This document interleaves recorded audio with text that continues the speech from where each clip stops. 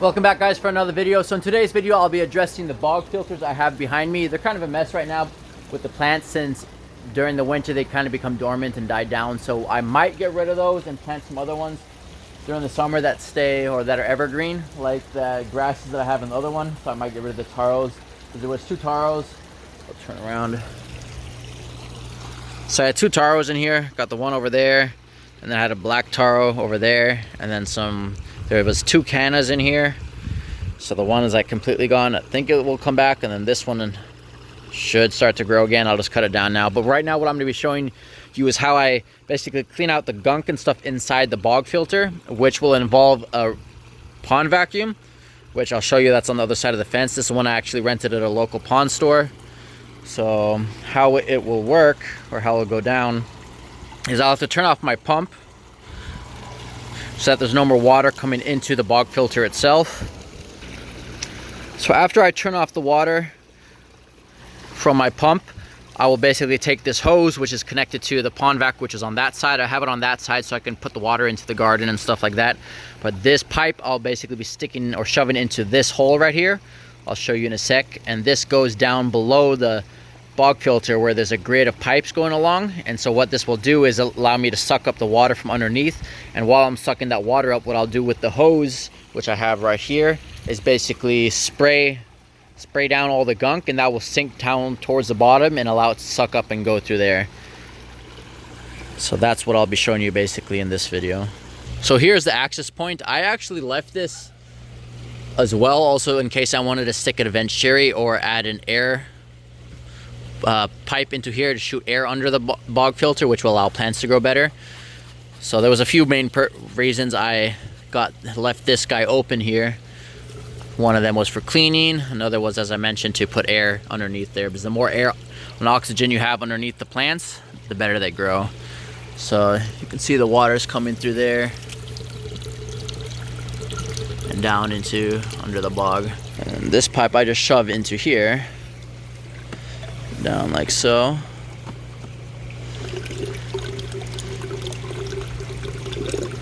And then I'll show you the rest. So here's the pond vacuum on this side. It is an Owassi Pond Vac 5. They're pretty pricey, so that's why it's easier to rent it. I do want to do something else though, so that I don't have to rent these and make something myself using some sort of pump. This is bulky, takes up quite a bit of space, so something else would be nicer. But basically I have it here, and then the water's drained out towards that tree for now. And then if I wanted to, I can move it to the rest of the garden, which is now just cover crop, which we'll be cutting down soon. Weed whacking it, then digging it in. But that's how that goes. So you have your output and then your intake, and then I just have to turn the switch here and then go to that side.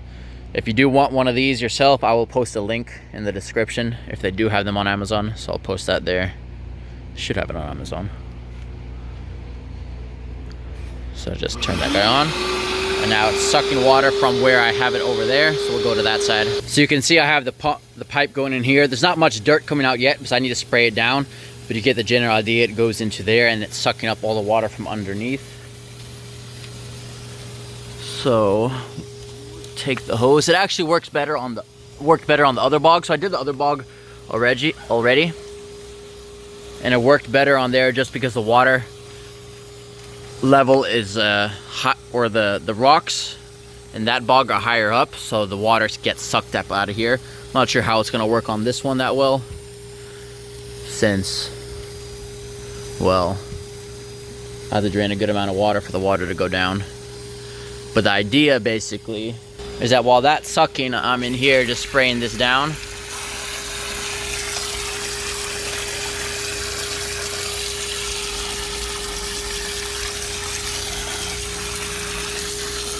And then hopefully that water should start turning brown.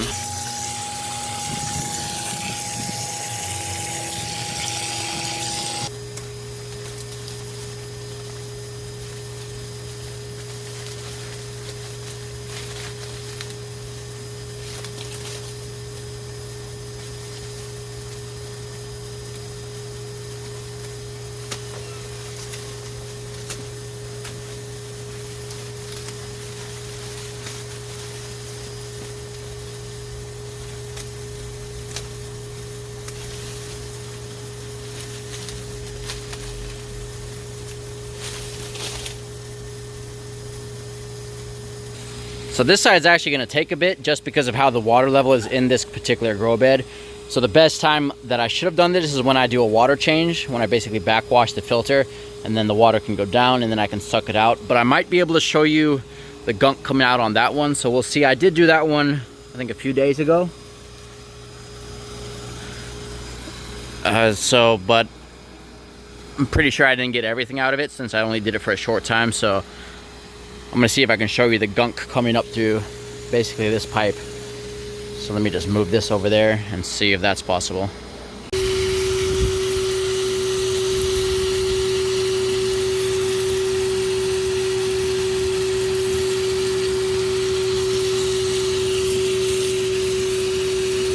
So you can kind of see the brown tint in this water.